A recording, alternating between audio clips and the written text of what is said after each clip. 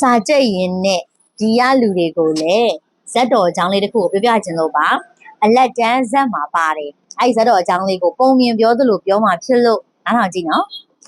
ဇက်တော်ရဲ့မှာနာမည်ကတော့ဂုတ်တီလာဇက်လို့ခေါ်တယ်ဒီအကြောင်းရင်းကဒီဇက်တော်ကိုဘာလို့ခေါ်ရလဲဆိုလို့ရှိရင်ကဒီဝရက်လို့ရှိရသိရနော်ဒီဝရက်အဲ့ဒီဝရက်ကပေါ့နော်သူကမြတ်စွာဘုရားကိုသူကဆရာအဖြစ်နဲ့အတိမမပြုတ်ချင်ဘူးဘလို့ဆိုတော့ဒီဝရက်ကသူ့မှာဇန်အဘိညာဉ်တွေအများကြီးရှိတယ်ပေါ့နော်ဒါပေမဲ့လို့သူဒီဝရက်ထင်တာကသူဒီဇန်အဘိညာဉ်တွေရတာကမြတ်စွာဘုရားဟောပြတာလုံးဝမပါဘူးပေါ့နော်သူ့ဘာသာသူအစွမ်းအစားနဲ့သူရတာအဲ့လိုမျိုးထင်တယ်အဲ့အကြောင်းနဲ့ပတ်သက်ပြီးတော့ပေါ့နော်မြတ်စွာဘုရားကဒီဝရက်ကပေါ့နော်ဒီလိုဆရာကိုအာခံတာကဒီဘဝမှာလည်းမဟုတ်ဘူးရှေးဘဝမှာတော့ကလည်းဒီလိုပဲအာခံဘူးတယ်ဆိုပြီးတော့ဒီဂုတ်တီလာဇက်တော်ကိုဟောကြားတာပါအထေဝတ္ထုကိုပြောပြတဲ့အခါမှာတော့ကကြတော့ဒီမြတ်စွာဘုရားကလည်းပေါ့နော်အဲ့ဒီအတိတ်ဘဝတုန်းကဘုရားလောင်းကစောင်းသမားမျိုးရိုးဒီဘုရားလောင်းပြလိုက်တဲ့စောင်းတန်ကပေါ့နော်တနိုင်ငံလုံးကလူရဲ့နားထဲမှာစိတ်ပြီးတော့ဝင်သွားသလိုမျိုးကောင်းလာတယ်သူကအဲ့အချိန်မှာပဲဒီရက်ကလည်းစောင်းသမားကြီးပဲအဲ့မဲ့ဒီရက်ကသူ့မျိုးနဲ့သူကတော့အကောင်းဆုံးစောင်းသမားဖြစ်နေကြော်ကြတယ်ပေါ့နော်ဥပမာဒီမျိုးမှာပေါ့နော်ပွဲလန်းသမင်းနေရှိတယ်ဆိုလို့ရှိရင်ဒီရက်ကိုခေါ်ကြတယ်ဒီရက်လောင်းပေါ့နော်ဒီရက်လောင်းစောင်းဆရာကြီးကိုခေါ်ကြတယ်အဲ့ဒီဆရာကြီးလည်းတော်တော်အတီးကောင်းတယ်ဒါပေမဲ့လို့သူကဒီမြတ်စွာဘုရားတီးလိုက်တဲ့စောင်းတန်နဲ့ရှင်းလိုက်တဲ့အခါမှာကျတော့လုံးဝအပြက်အတက်ပေါ့နော်ဝချမ်းများတီးတာနဲ့စောင်းတီးတာနဲ့လေကွာသွားတာတဲ့အဲ့ဒီမှာပေါ့နော်ဒီရက်ကပေါ့နော်ငါစောင်းတန်ဘာဖြစ်နေလို့လဲပေါ့နော်အဲ့ဒါနဲ့ကုံတယ်တွေကိုမေးကြည့်တော့ကျတော့ကုံတယ်တွေကနေမှာပေါ့နော်ဆရာကြီးပေါ့နော်ခမည်းစောင်းတန်ထက်ပိုးပြီးတော့ကောင်းတဲ့စောင်းတန်ကိုကျွန်တော်တို့ကြားခဲ့ရတယ်ဟိုဘက်မြို့မှာရှိတယ်ပေါ့နော်အဲ့ဒါနဲ့ဒီရက်လောင်းကနေပြီးတော့ပေါ့နော်ငါထက်ကောင်းနေတဲ့စောင်းတန်ကငါသွားလာအောင်ကြည့်မယ်ဆိုသွားတာအဲ့မှာတကယ်လဲကောင်းနေတာပြန်လောင်တီးတဲ့စောင်းတန်ကပေါ့နော်အဲ့လိုဆိုတော့ငါသူဒီပညာကိုရအောင်လုပ်မယ်ပေါ့ဒီရက်ကအဲ့လိုမျိုးကြမ်းပြီးတော့ကြတော့အဲ့ဘုရားလောင်ရှိတဲ့ဒီဘုရားလောင်းရဲ့နေအိမ်ကိုသွားပြီးတော့စောင်းပညာသွားယူမယ်ဆိုပြီးသွားတာဒီရက်ကအဲ့ဒါမှဘုရားလောင်းကပေါ့နော်အစတုန်းကသူကဒီရက်လောင်းရဲ့မှရုပ်ပန်းရုပ်သွင်းမျိုးကိုကြည့်ပြီးတော့ကွာသူကမတင်ပေးချင်ဘူးဆရာကိုအာခံမဲ့သူပဲဆိုတိနေတော့ကြောင့်သူတင်မပေးချင်ဘူးဒါပေမဲ့လို့ပေါ့နော်အဲ့ဒီရက်လောင်းကသူကညံလဲများတယ်ဒီဘုရားလောင်းကပေါ့နော်သူ့ရဲ့အမေကိုတအားယူသေးရဲ့တအားချစ်မှန်လဲတီးရောကြတော့ကဒီသူ့ကိုစောင်းမတင်ပေးအောင်ပေါ့နော်အဲ့ဒီရက်လောင်းကဘုရားလောင်းရဲ့အမေကိုသွားပြီးတော့ပြုစုတာကွာသူ့ရဲ့အမေလိုပဲပေါ့နော်အဲ့ဒါမှဒီဘုရားလောင်းရဲ့အမေကပေါ့နော်တားရဲ့ဒီကောင်လေးတင်ပေးလိုက်ပါပေါ့နော်မင်းလဲစောင်းတီးတဲ့နေရာပ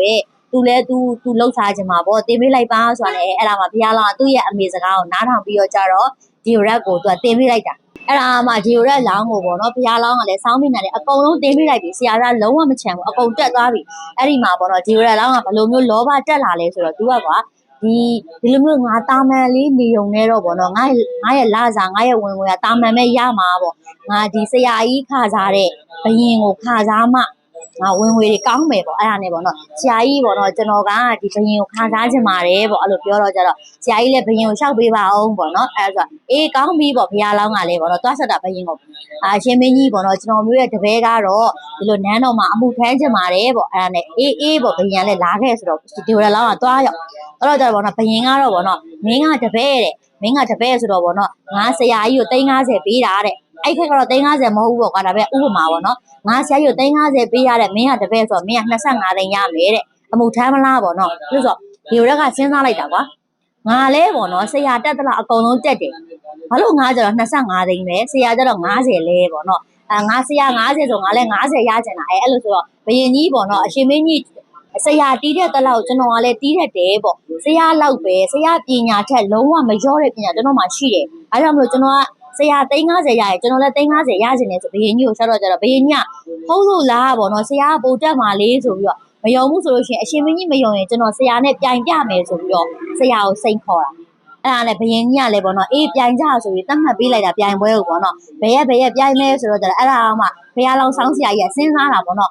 ်ငါအသက်လဲကြီးပြီပေါ့နော်ဒီတက်ဒီရွယ်ကြကမှဒီလိုမျိုးဒီကောင်လေးကိုပေါ့နော်ကိုယ့်ရဲ့တပည့်ကောင်လေးကိုရှုံးနေဆိုလုံးဝရှက်စရာအတိပဲဆိုတော့စိတ်တွေညစ်ပြီးတော့ပေါ့နော်မပြိုင်ချင်ဘူးလေဆိုတော့တောထဲကိုထွက်ပြီးတော့ကိုအဆုံးစီရင်မဲ့ဆိုပြီးသွားတာအဲ့မှာမှပေါ့နော်ဒီတရားမင်းကတိသွားတာပေါ့တိတော့ကျတော့ဒီဆရာကြီးစီကိုလာတာတရားမင်းကပေါ့နော်ဆရာကြီးဘာဖြစ်လို့တော့ပေါ့နော်ဒီလိုပဲပေါ့တပည့်ကနေပေါ့ကျုပ်ကိုစိန်ခေါ်လို့ပေါ့နော်ကျုပ်ကမပြိုင်ချင်ဘူးပေါ့ရှုံးမှလည်းကြောက်တယ်ပေါ့အချက်ရမှလည်းကြောက်တယ်ဆိုတော့ဆရာကြီးပြိုင်တာပြိုင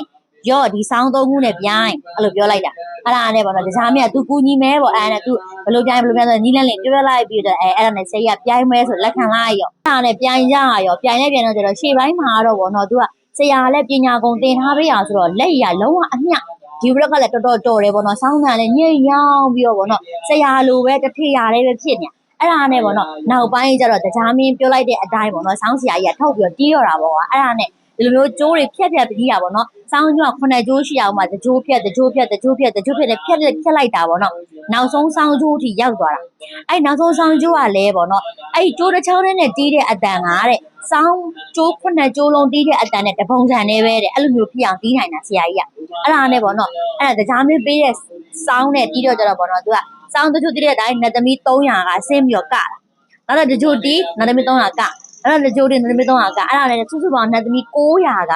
မင်းရင်ပြင်မှာလာပြီးတော့ကတော့လားအဲ့တော့ဆိုတော့ဒီဆရာကြီးကပေါ့နော်စောင်းကိုလုံးဝဖြက်ဆရာကျိုးကလည်းမရှိတော့ဘူးဒါပေမဲ့စောင်းနံထွက်နေတော့မယ်အဲ့နဲ့စောင်းကိုမိုးပေါ်ပြစ်တင်လိုက်တာပေါ့နော်မိုးပေါ်ပြစ်တင်ဒီဒီကိုမှစောင်းနံထွက်နေတော့မယ်အဲ့ဒါမှအဲ့ဒီမှာမှဒီရက်ကိုလုံးဝအပြတ်သက်နိုင်သွားတာဆရာကြီးကအဲ့ဒါနဲ့ပွဲလဲပြီးရောပေါ့နော်ဒီဘရင်ရောတိုင်းသူပြည်သားတွေရောဒီရက်လောင်းဆောင်ဆရာကိုပေါ့နော်နင်းပေါ့နော်ဆရာရဲ့ကျေးဇူးကဘလောက်ကြီးမှမသိပဲနဲ့အဲ့လိုပြန်ရဲတယ်ဆိုပြီးတော့ရိုက်နှက်ရင်းနဲ့မှာဒီရက်ကအဲ့နေရာမှာနေပွဲချင်းပြီးစီဆုံးသွားပါတယ်တဲ့